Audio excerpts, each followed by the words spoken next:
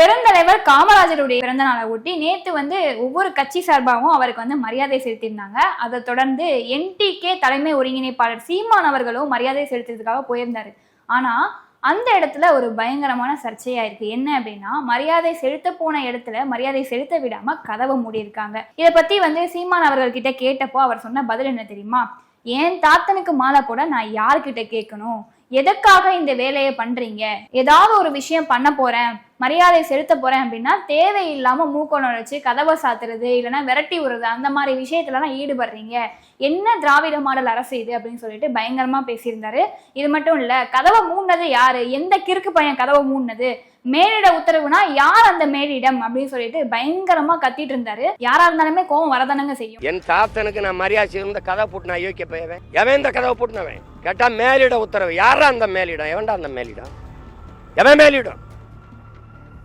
காமராஜருக்கு இங்க இருக்கிற கூட்டத்துக்கும் சம்பந்தம் இருக்கு. கதவை போட்டுறான்னு சொன்ன மேலிடத்துக்கு அவருக்கு என்னடா சம்பந்தம் இருக்கு? யாரா நீ? மரியாதை செலுத்த போன இடத்துல கதவை மூடிட்டு பின் கதவு வழியா ஒருத்தர் மரியாதை செலுத்த போறாரு அப்படின்னா அந்த இடத்துல யாரா இருந்தாலும் கோவம் வரதான் செய்யும். அது மட்டும் இல்லாம இன்னும் நிறைய விஷயங்கள் சொல்லியிருந்தாரு. என்ன அப்படின்னா, இந்த திராவிட மாடல் அரசுல இவங்க பண்ற விஷயங்கள் என்னென்ன தெரியுமா? தீரன் சின்னமலை சிலைக்கு நீங்க மரியாதை செலுத்தணும் அப்படின்னா 2 கவுண்டர் அமைச்சரை நீங்க அனுப்புவீங்க. அதே மாதிரி காமராஜர் அவர்களுக்கு நீங்க மரியாதை செலுத்தணும் அப்படின்னா 2 நாடார் அவர்களை அனுப்புவீங்க. ஆனா கலைஞர் கருணாநிதி அவர்களுடைய பிறந்த நாளுக்கு மட்டும் மரியாதை செலுத்தணும் அப்படின்னா இருக்கிற எல்லா பயிர்களும் வரணும், அப்படித்தானே? அப்போ எந்த லட்சணத்துல இந்த திராவிட மாடல் அரசு இருக்கு? உங்களுக்கு ஒண்ணுன்னா எல்லாரையும் கூப்பிடணும், ஆனா எங்களுக்கு ஒண்ணு அப்படின்னா நீங்க 2 பேரை மட்டும் நீங்க அமுச்சு விடுவீங்க அப்படின்னு சொல்லிட்டு திராவிட மாடல் அரசை எதிர்த்து பயங்கரமான கேள்வி எல்லாம் எழுப்பியிருந்தாரு.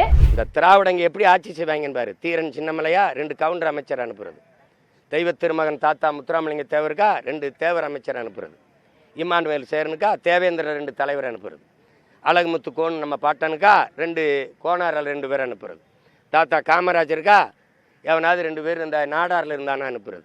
ஆனால் அவங்க அப்பன் சமாதிக்கு மொத்த பேரையும் கூட்டிகிட்டு போகிறது. இதாண்டா திராவிடம்.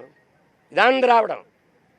இந்த மண்ணின் தலைவர்களை, எங்கள் முன்னோர்களை, எங்கள் அடையாளங்களை சாதியாக பிளந்து கூறுதள்ளி விட்டுட்டு எங்கள் தாத்தா காகிதம் இல்லத்தா அங்கே 2 இஸ்லாமிய பெரியவர்களை தலைவர்களை அனுப்புறது.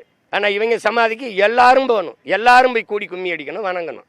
ஆனா இது எதையுமே பொருட்படுத்தாம நேற்று ஜூலை 15ஆம் தேதி உங்களுடன் ஸ்டாலின் அப்படின்ற பிரச்சார பயணத்தை ஆரம்பிச்சுட்டாங்க. எவன் எப்படி பேசினா எனக்கு என்ன, நாட்டுல என்ன விஷயம் நடந்தா நமக்கு என்ன, நான் என்னுடைய பிரச்சார பயணத்தை பண்ணதான் போறேன், தேர்தலுக்கான வேலையை நான் இறங்கி பண்ணதான் போறேன் அப்படின்னு சொல்லிட்டு இந்த திராவிட மாடல் அரசு பயங்கரமா வேலை பார்த்துட்டு இருக்காங்கன்னு சீமான் அவர்கள் பேசினது சரிதானா, கேட்ட கேள்வி சரிதானா, இந்த திராவிட மாடல் அரசு ஆட்சியில இந்த மாதிரி கேவலமான விஷயங்கள் நடக்குதா அப்படின்றத பத்தி உங்களுடைய கருத்து என்ன அப்படின்றத கமெண்ட் செக்ஷன்ல தெரிவிங்க. வாங்க அடுத்து என்ன நியூஸ் இருக்கு அப்படின்றத பாத்திரலாம். ஊடகங்கள்ல இப்ப முழுக்க முழுக்க பரவுற ஒரு விஷயம் என்ன அப்படின்னா, தாவேகா தலைவர் விஜய் தலைமையிலான 2வது மாநில மாநாடு மதுரையில எளியார்பட்டியில இருக்கக்கூடிய ஒரு இடத்துல நடக்க போகுது. அது என்ன டேட்ல நடக்க போகுது அப்படின்றத அபிஷியலா அறிவிச்சிட்டாங்க. ஆகஸ்ட் 25ஆம் தேதி அங்க ஒரு பெரிய மாநாடு நடக்க போகுது அப்படின்னு சொல்லியிருக்காங்க. இதெல்லாம் ஒரு பக்கம் இருக்கட்டுங்க. கடந்த ஆண்டு நடந்த முதல் மாநில மாநாடு எங்க நடந்தது அப்படின்னா விக்கிரவாண்டியில நடந்துச்சு.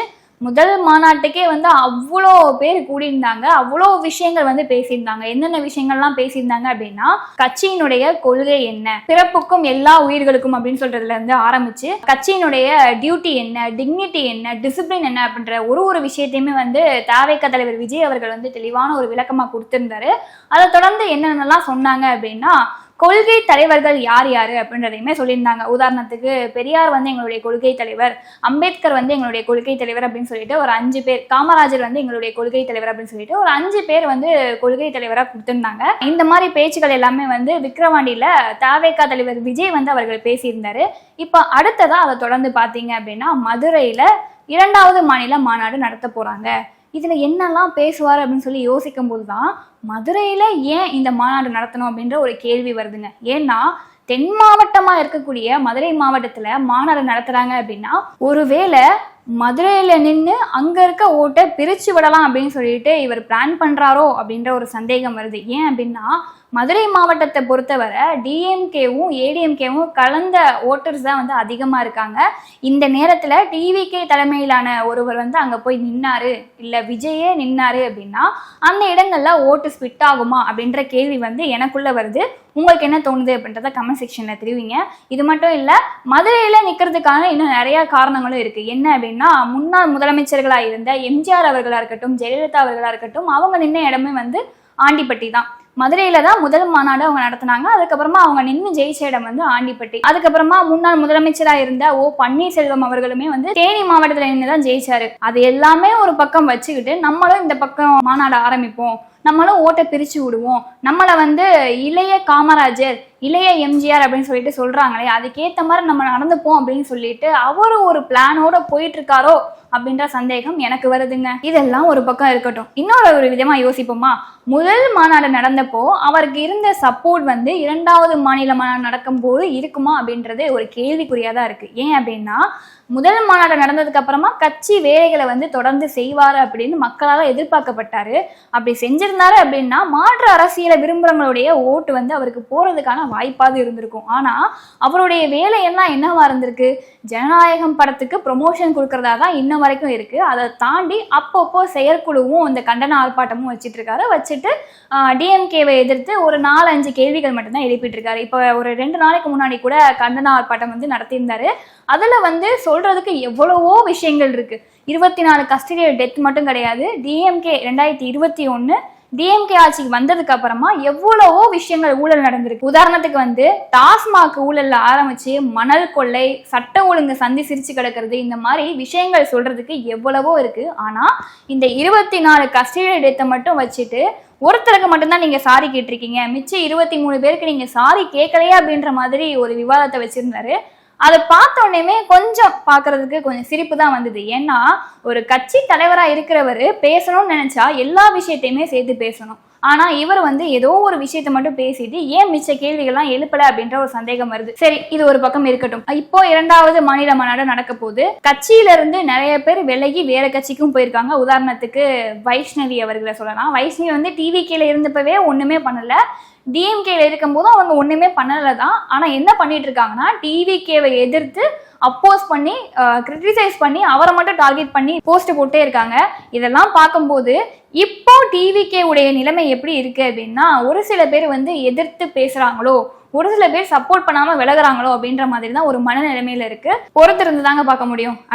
இது மட்டும் இல்ல, இந்த 2வது மாநில மாநாடு நடக்க போகுது அப்படின்ற அறிவிப்பு விட்டதுக்கு அப்புறமா இன்னைக்கு காலையில என்ன நடந்திருக்கு அப்படின்னா பந்தக்கால் நட்டிருக்காங்கங்க. அதாவது நம்ம எல்லாருமே வந்து திருமண விழாக்கு பந்தக்கால் நட்டு கேள்விப்பட்டிருப்போம். ஒரு கட்சியில மாநில மாநாடு நடக்க போகுது அப்படின்றதுக்காக பந்தக்கால் நட்டு கேள்விப்பட்டிருக்கீங்களா? அது யாரு முன்னிலையில நடந்திருக்கு அப்படின்னா டிவிகே பொதுச் செயலாளர் புஷி ஆனந்த் அவர் தலைமையில வந்து நடந்திருக்கு. நான் ஒரே ஒரு கேள்வி மட்டும் கேட்கிறேன். கொள்கை தலைவர் வந்து பெரியார் தான் அப்படின்னு சொல்லிட்டு அவரை வச்சுட்டு கொஞ்சம் கூட பகுத்தறிவுனா என்னன்னே தெரியாம, பகுத்தறிவும் இல்லாம கட்சி மாநில மாநாட்டுக்காக நீங்க பந்தக்கால் நட்டுட்டு இருக்கீங்களே, உங்களை மாதிரி எந்த கட்சியாலையும் கொள்கை தலைவரை இவ்வளோ அசிங்கமா கேவலப்படுத்த முடியாதுங்க. நான் இப்பதான் முதல் முறையா பாக்குறேன் கொள்கை தலைவர்னு ஒருத்தரை வச்சுட்டு அவரை அசிங்கப்படுத்தின மாதிரியே பந்தக்கால் நடுறத.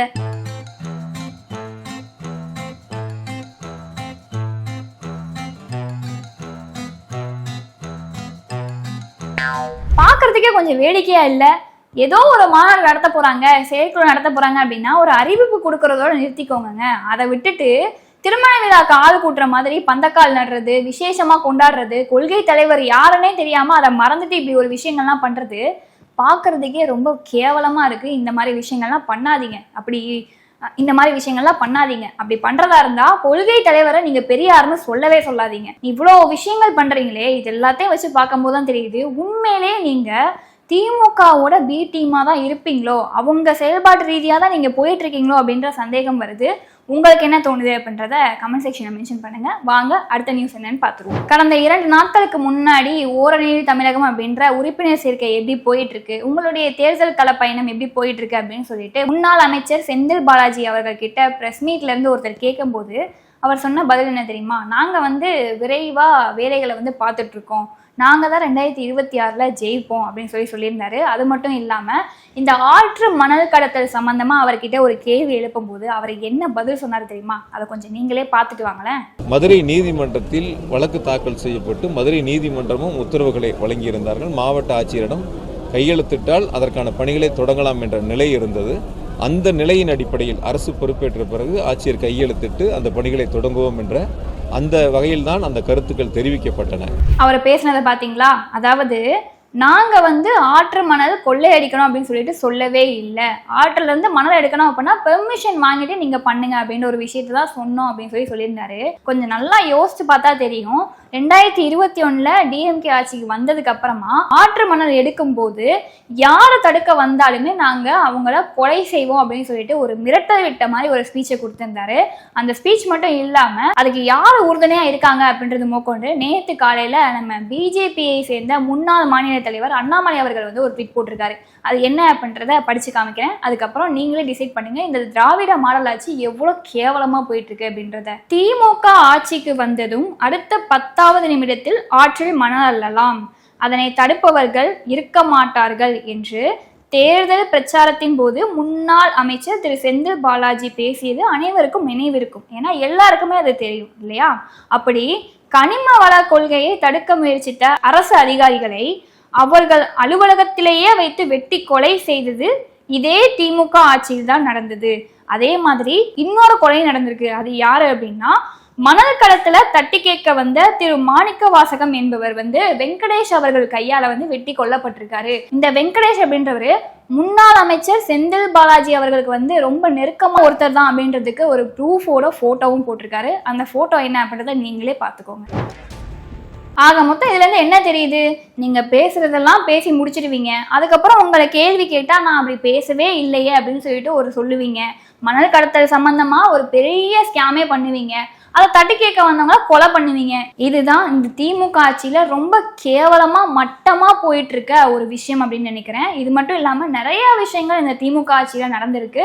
அது என்னென்ன அப்படின்றது ஒரு விஷயமா உங்களுக்கே தெரியும். இந்த 2026 சட்டமன்ற தேர்தல் நெருங்க போகுது. ஒரு கட்சியுமே அவங்களுடைய தேர்தல் பிரச்சார பயணத்தை தொடங்கிட்டாங்க அப்படின்னே சொல்லலாம். நீங்க தான் முடிவு பண்ணணும் யாரு சரியான ஆளு, யாரு நம்மளை பாதுகாப்பா, யாருடைய ஆட்சியில நிம்மதி இருக்கும், யாருடைய ஆட்சி களங்கம் இல்லாம இருக்கும், யாருடைய ஆட்சியில மக்களுக்கு நல்லது நடக்கும் அப்படின்றத நீங்க தான் முடிவு பண்ணணும். இதை தொடர்ந்து இன்னும் அடுத்தடுத்த பதிவுகள்ல ஒரு செய்தியா பார்த்துட்டு வருவோம். திமுக ஆட்சியில என்னெல்லாம் நடந்திருக்கு, யாரெல்லாம் தட்டி கேட்டாங்க, தட்டி கேட்டவங்களுக்கு என்ன நிலைமை அப்படின்றத ஒரு பதிவுலையும் பார்ப்போம்.